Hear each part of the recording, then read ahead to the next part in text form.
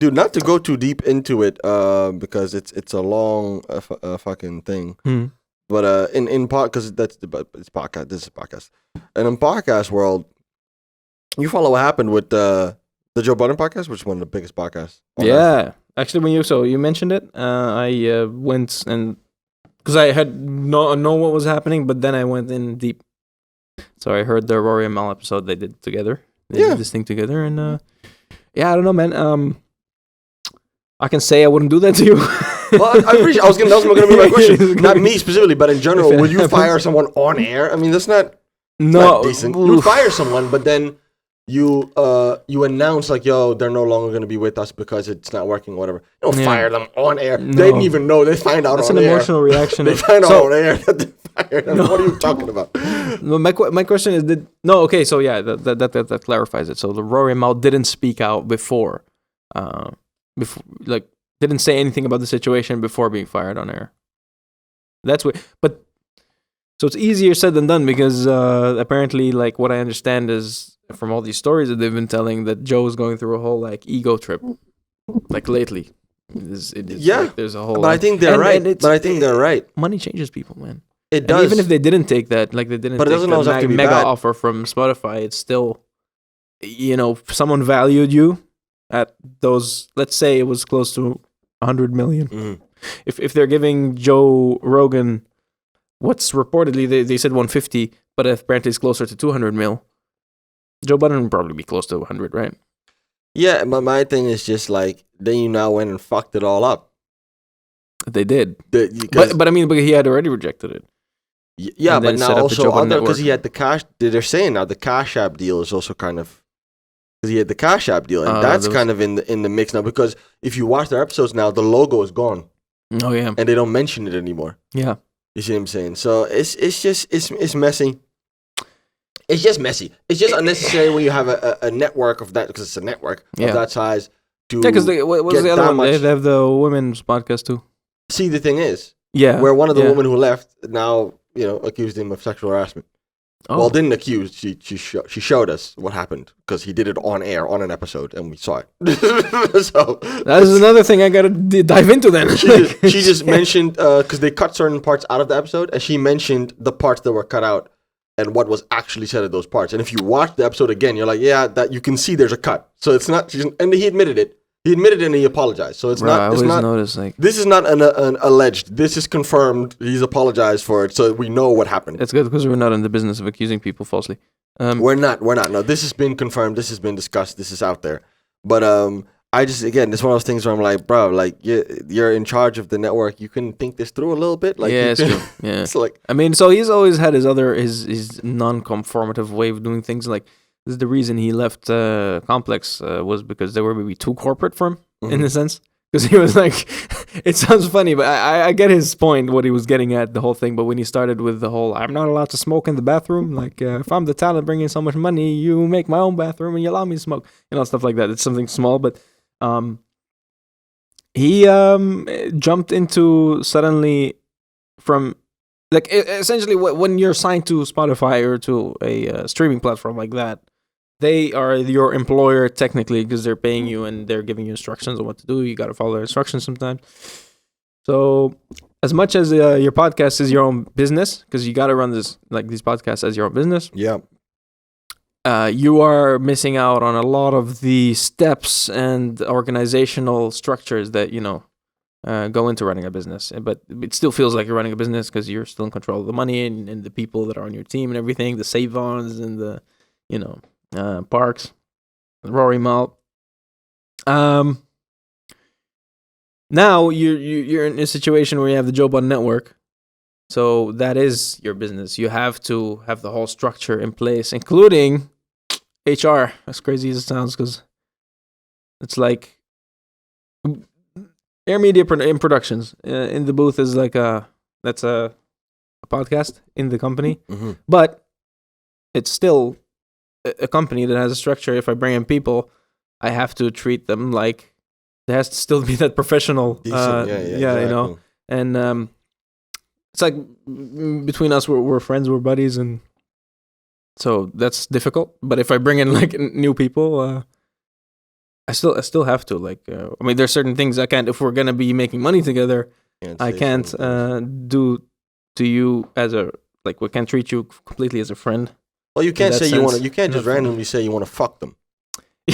Is that what happened? You can't just on I don't air. know what happened because I don't know what the. You can't on air go. Olivia, it's her name. That's her name. Olivia is great because the people love her, and I want to fuck Olivia. You can't. That doesn't work. You can't do that. That's my point. That's all I was trying to say. That's all I was trying to say. Is that you can't do that. And I feel like if you're 40 years old and you have millions of dollars, and you have a whole network, you should know that you shouldn't do that. That's all I was trying to say. True. That was my whole point. That was it. We don't have to make it a long thing. Yeah. We don't. But that was all I was going to say. So I guess to close off this topic, I mean, I want to say, I know this is they're employed or are they partners? So what is, do they get a salary or they get splits of the incomes of the podcast? So essentially sponsorships and all that, you know? Yeah, they are partners. And they're either way. It doesn't matter. It doesn't look good either way. But the way I understood it is Cash App was a sponsor. Yeah. Well, that's what he always says. So Cash App sponsored by, empowered by. Yeah. Cash App.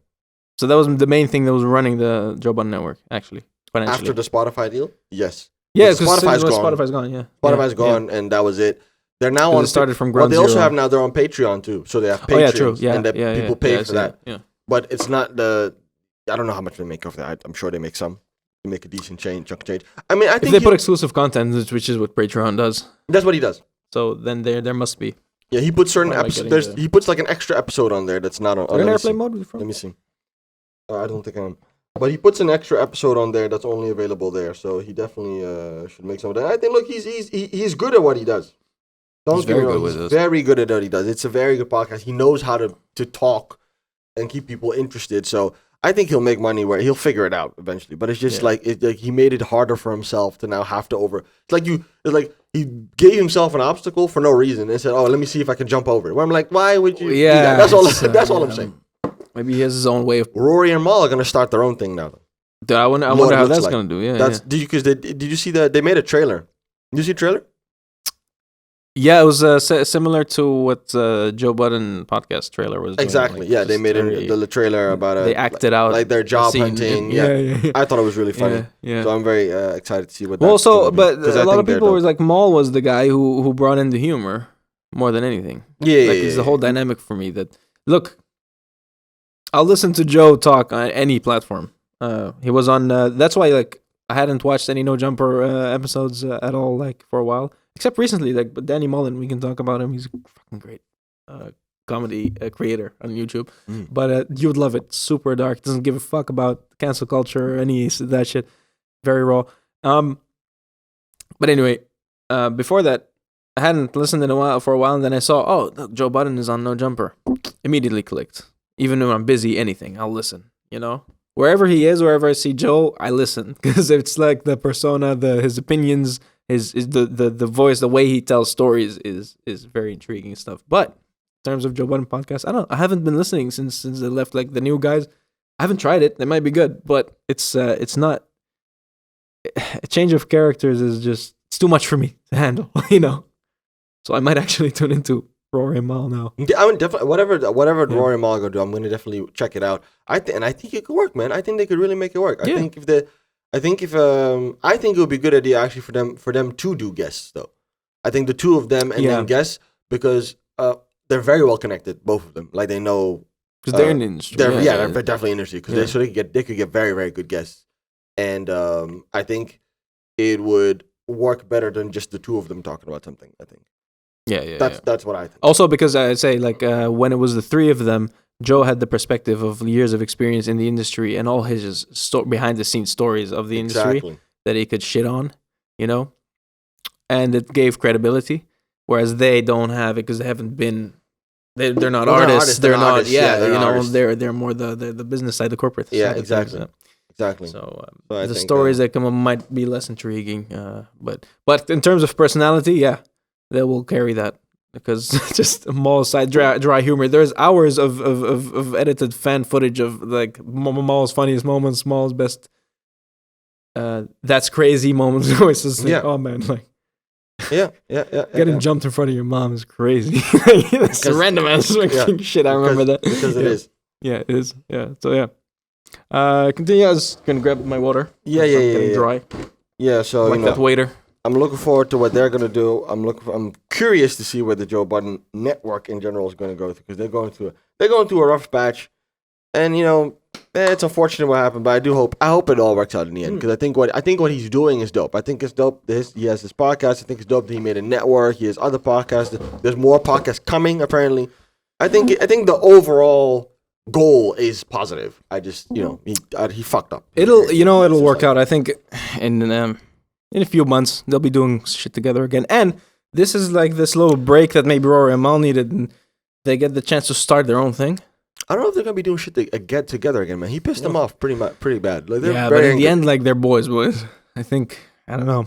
Maybe it'll take longer with Joe, but at some point you'll recognize, and especially at that age, and you're probably already starting to feel it now, like when you're getting closer to 30 is like, you start losing friends more than you make friends. Yeah. At that age, especially in that industry, in an industry where like you really have to keep your friends close, because everyone who's pretending to be your friend or you think is close might have other motives. It's very important to value those relationships. We spoke about it many times, and especially like I think they'll get back together. But maybe not in the context of Joe Budden. Oh, what's interesting is like, because they know each other, and the guys he's doing the show with now, like Rory Mal, everyone knows them, and they did say at the end of the podcast, like, and there's a whole lot of shit behind the scenes that we know these guys said about him and he said about them, that we know a lot of shit in their relationship with the new co-hosts, that nobody knows. Said that. So there's like a lot of tension there too, apparently, in some areas. Yeah, but he's spoken that before. One of his new calls, and he said that there was a time where they didn't talk to each other at all. All right. Oh, I mean, how far can you? But maybe that could be a better professional relationship then, because it's not as invested personally. Then again, I don't know, man. Money changes people, but I can't see myself. Doing like that. I always always say, like, if I have a bag I love to share it, and equally, and like a man of my word, because it just keeps people happier. It keeps people more motivated, and I wouldn't hide the fact that, I mean, obviously, it seems like an ego thing. The whole thing to me was just a big ego thing. It is an ego because thing. You could have just very easily, just shown them what the accounting was, what was coming in, and let them know. But I think it was more his feeling of like, no, it's mine. I should be in control of everything. That's how it came off. But he might be hiding something. But maybe it's still an ego thing, because he might be hiding a financial problem. Who knows? Maybe there's financial issues. He doesn't want his ego to get hurt and expose that to his close friends. There's that. I can imagine if I'm financially not doing well, and we are in a financial partnership, which is a chance, because keep doing the podcast start making money, you're going to start making money too at a percentage level. I was going to say, because he kept saying, we're rich, and everyone's rich, and we're all rich, and everyone's a millionaire. What if I say that to you, and then I have to share the finances with you, and it turns out that, no, after all the expenses, we're not actually rich? Well, there was a mistake, right? There was a $400,000 mistake. Exactly. That's what I'm saying. Like, so it hurts the ego. Like, it would hurt my ego if I was telling you we're rich, and you were like, I'm making a good check, so I'm probably rich. But then if I share the finances with you, like we're not as rich, or at least, are you okay, bro? Can you make rent? Yeah. Anyway. Anyways. Wish him luck. Yeah, wish him luck. They have to figure that out.